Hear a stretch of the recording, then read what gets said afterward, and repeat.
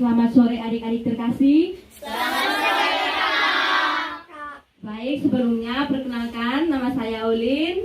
Ini teman saya namanya Kakak Yolan dan sebelahnya ada Kakak Sarti.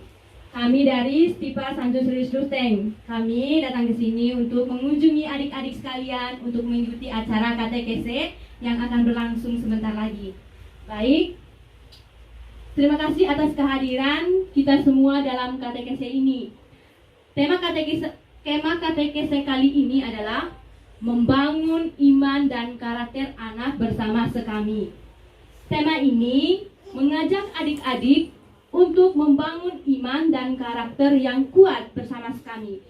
Lewat sekami, adik-adik diharapkan bisa menjadi anak-anak yang baik seperti Yesus yang selalu mengajar kebaikan kepada kita, dan kelak menjadi penerus pewarta yang tangguh di tengah umat.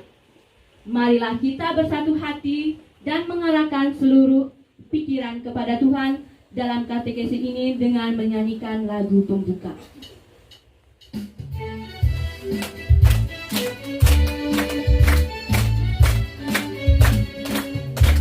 Anak misioner, kami sobat-sobat Tuhan Yesus. Berdoa berderma, itulah hidupku. Berkorban kesaksian so pasti. Ayolah kawan kita bersama, marilah membangun dunia baru.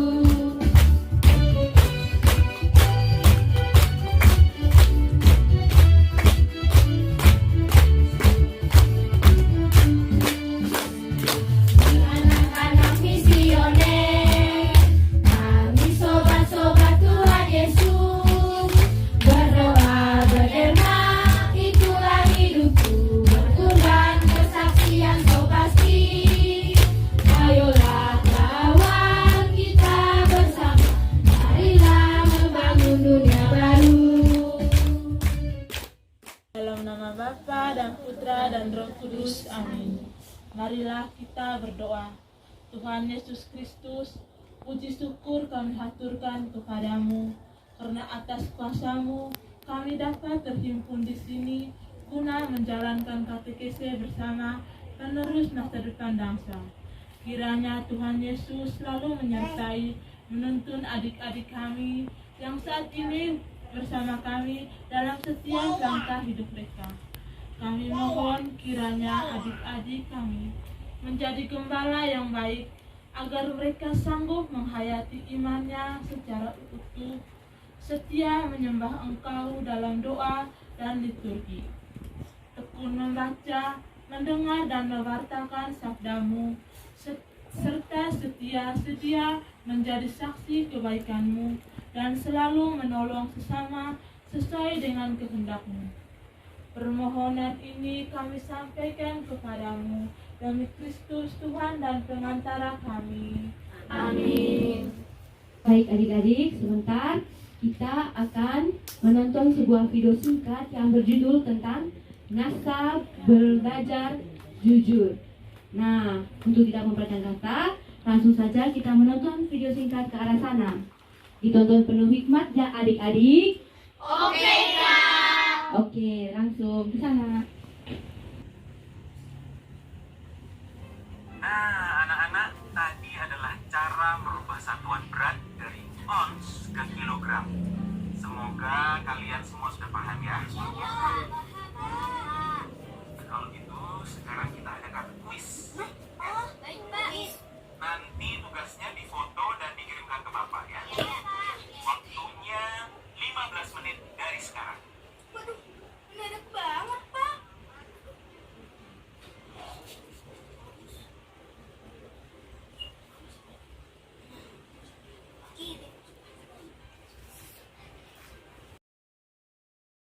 Adik-adik, tadi kita sudah menonton video singkat tersebut yang berjudul Musa Belajar Jujur. Bagus nggak videonya tadi? Baik, videonya kan bagus. Sekarang kakak-kakak ini akan memberikan beberapa pertanyaan kepada adik-adik semua. Adik-adik akan menjawab pertanyaan yang diberikan oleh kakak ini. Oke, langsung saja kepada pertanyaan-pertanyaannya. Baik, terima kasih. Adik-adik tadi sudah nonton video singkat yang berkaitan dengan Nusa Belajar Jujur. Nah, pertanyaan yang pertama, bagaimana perasaan atau kesan dari adik-adik ketika melihat Abdul yang tidak bersikap jujur dalam mengerjakan tugas? Saya merasa kesal. Ada lagi? Siapa namanya, Dek? Dan Kak, Bagaimana perasaan Fiani setelah melihat video tadi? saya merasa marah. Ada lagi? Iya, adik yang baju merah, namanya siapa?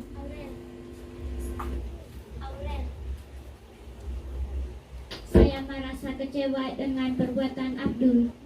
Oke, adik-adik sekalian, karena kamu tadi sudah menjawab pertanyaan dari nomor 1 tadi, sekarang kita beralih ke pertanyaan nomor 2. Pertanyaan nomor 2-nya, apakah adik-adik pernah melakukan tindakan seperti yang dilakukan Abdul dan melakukan aksi kecurangan?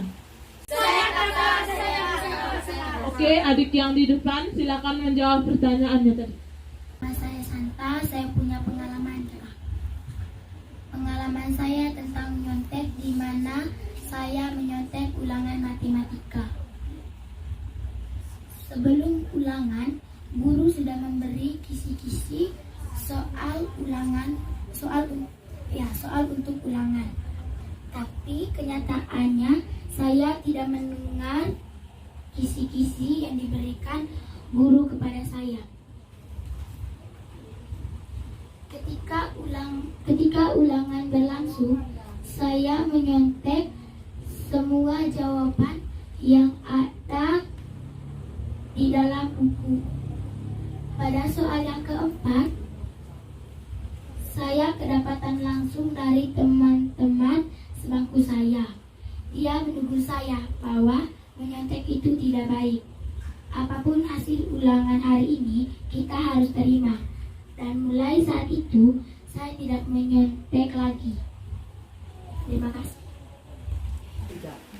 Terima kasih adik Santa sudah membagi pengalamannya kepada kita semua. Tapi lain kali ya, kalau ulangan itu kita harus mengerjakannya secara jujur. Sebab menyontek itu tindakan yang tidak baik. Adik-adik, mungkin ada lagi adik-adik yang mau men-sharing, memberikan pengalamannya kepada kita semua yang hadir di sini. Siapa yang mau? Oke, kepada Adik Risma, silakan. Saya kakak tidak pengalaman menyontek, tetapi saya pernah membantu teman yang tidak ada berpoin waktu pelajaran berlangsung. Di saat itu saya meminjamkan berpoin kepada dia. Ketika pelajaran selesai, kami pulang. Di saat itu waktu pulang, dia tidak mengembalikan berpoin kepada saya dan tidak mengucapkan terima kasih kepada saya. Di saat itu saya merasa kesal. Yang menjadi pertanyaan saya, bagaimana tanggapan kakak-kakak terhadap hal tersebut? Itu saja kakak. Terima kasih. Terima kasih atas pertanyaannya dari adik Krisna. Saya akan mencoba menjawab.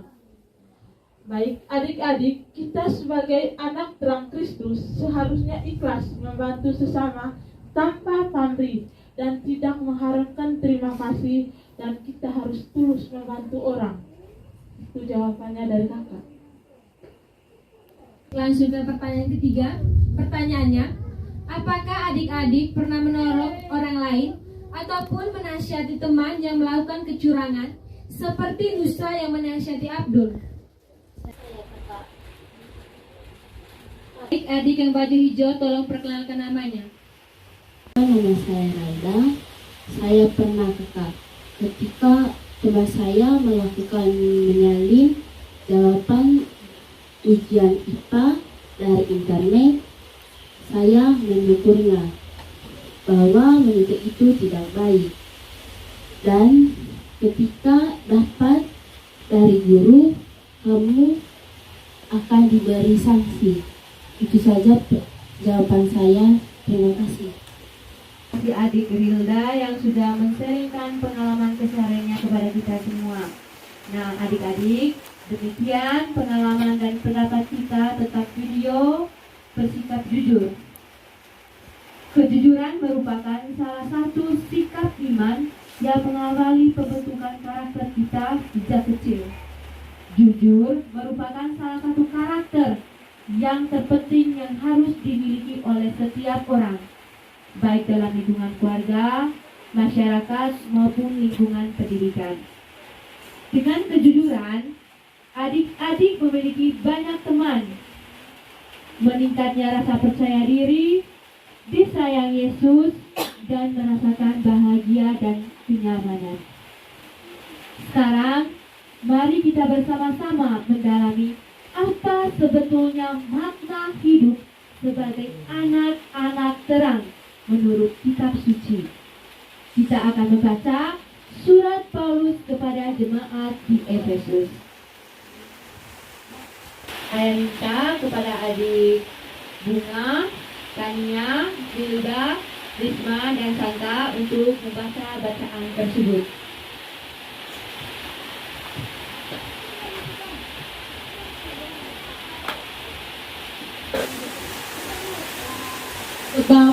Sebab itu, jadilah penurut-penurut Allah, seperti anak-anak yang kekasih, dan hiduplah di dalam kasih sebagaimana Kristus Yesus juga telah mengasihi kamu dan telah menyerahkan dirinya untuk kita sebagai persembahan dan korban yang harum bagi Allah. Tetapi percabulan dan rupa-rupa kecemaran atau keserakahan disebut saja pun jangan di antara kami, sebagaimana sepatutnya bagi orang-orang kudus. Demikianlah juga perkataan yang kotor, yang kosong, atau yang sembrono, karena hal-hal ini tidak pantas, tetapi sebaliknya ucapkanlah syukur. Karena ingatlah ini baik-baik, tidak ada orang sundal, orang cemar, atau orang serakah, artinya penyembah berhala, yang mendapat bagian di dalam kerajaan Kristus dan Allah. Janganlah kamu disesatkan orang dengan kata-kata yang hampa, karena hal-hal yang demikian mendatangkan murka Allah atas orang-orang durhaka.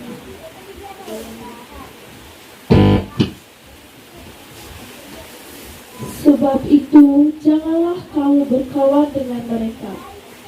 Memang dahulu kamu adalah kegelapan, tetapi sekarang kamu adalah terang di dalam Tuhan.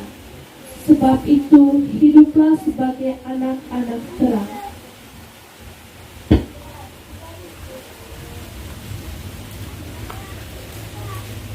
Karena terang hanya berbuah kebaikan dan keadilan dan kebenaran, dan ujilah apa yang berkenan kepada Tuhan. Demikianlah sabda Tuhan. Syukur kepada Allah. Adik-adik sudah mendengar tadi bacaan? Sekarang mari kita menggali iman lewat pertanyaan-pertanyaan berikut ini. Menurut adik-adik, apa yang menarik dari bacaan tadi? Aduh, terlalu banyak yang ingin menjawab, tapi kakak ingin mendengar suara laki-laki. Tolong adik Icang bisa menjawab pertanyaannya. Yang menarik bagi saya adalah Allah adalah terang dan kita meniru Bapa kita, maka kita harus hidup dengan terang dan tidak Dan jawabannya sangat bagus. Mungkin ada teman-teman lain yang ingin melanjutkan jawaban dari adik Icang.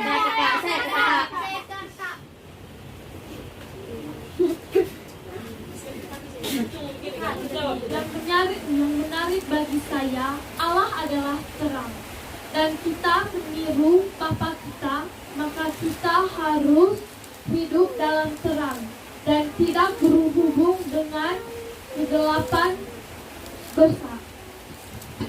Terima kasih. Terima kasih kepada adik Risma yang telah menjawab pertanyaan pertama yang sangat bagus. Sekarang kita akan beralih ke pertanyaan yang kedua. Pertanyaannya, menurut adik-adik, mengapa kita harus hidup dalam terang? Itu pertanyaannya. Baik, mungkin adik-adik yang bisa mau menjawab pertanyaan yang kedua, atau kasih kesempatan. Baik, kepada persilahkan. Hal yang menarik bagi saya adalah karena terang menghasilkan kebaikan. Suatu pernyataan buah roh, kebaikan adalah kasih dan perbuatan. Kebenaran berarti bersifat benar di hadapan Allah dan bertindak benar di hadapan manusia. Kedua sifat ini didasarkan atas kebenaran, yaitu keserasian dengan firman Allah dan kehendaknya. Dan terima kasih. Terima kasih kembali adik Chelsea. Ya, Mbak. Baik, langsung saja ke pertanyaan yang ketiga. Pertanyaannya, apa yang ditegaskan oleh Paulus dalam suratnya kepada Efesus? Siapa yang bisa menjawabnya?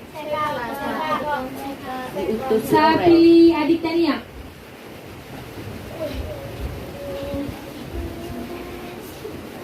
Paulus memperingatkan pada pembacanya untuk hidup sebagai anak-anak terang.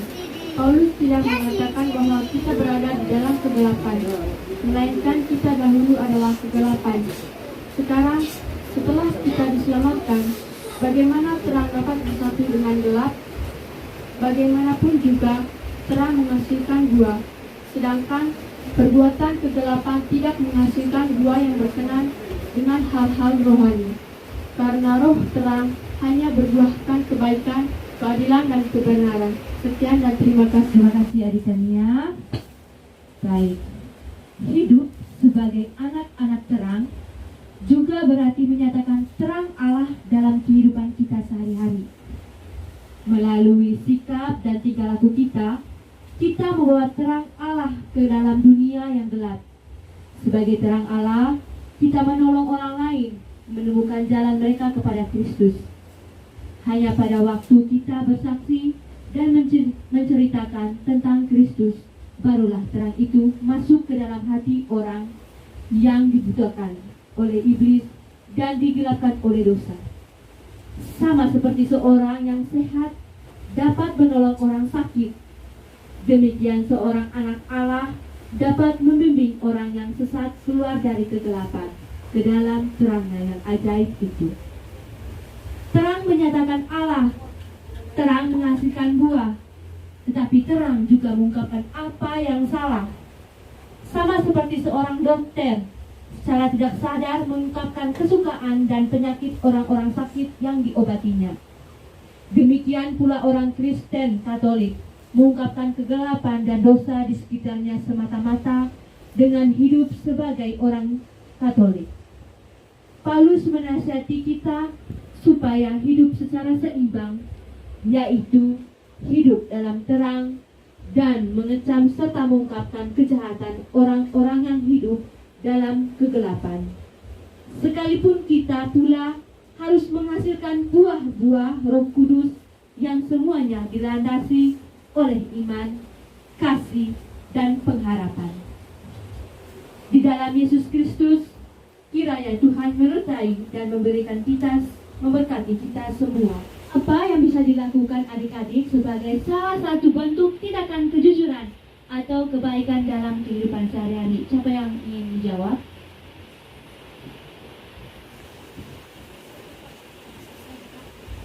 Baik, kepada adik Bunga, saya persilakan untuk menjawab. Jangan berbohong. Ada lagi? Oke, adik Fani. Jangan mencuri. Jangan berbohong, jangan mencuri. Ada lagi? Oke, yang pakai baju putih. Berbakti kepada orang tua. Dan berbakti kepada orang tua. Baik, itu jawaban dari adik-adik. Selanjutnya pertanyaan yang kedua. Pertanyaan yang kedua, kegiatan-kegiatan apa yang menurut adik-adik bisa membangun iman dan karakter yang baik. Oke, adik-adik yang imut-imut dan cantik-cantik di depan, silakan menjawab. Ikut kami kakak. Ikut ke gereja kakak. Ikut kami kakak. Oke, mereka bilang ikut kami. Ikut kami betulan apa bohongan nih? Betulan. Oke, sekali lagi terima kasih kepada adik-adik yang cantik di sini. Baik, untuk kita semua, mari kita memberikan aplaus, tepuk tangan yang meriah. Selanjutnya, mari kita ke doa penutup. Adik-adik dimohon untuk sikap yang pantas untuk berdoa. Oke, kepada teman Sarti saya persilakan untuk mengakhiri kegiatan katekis kita pada sore hari ini dengan doa penutup.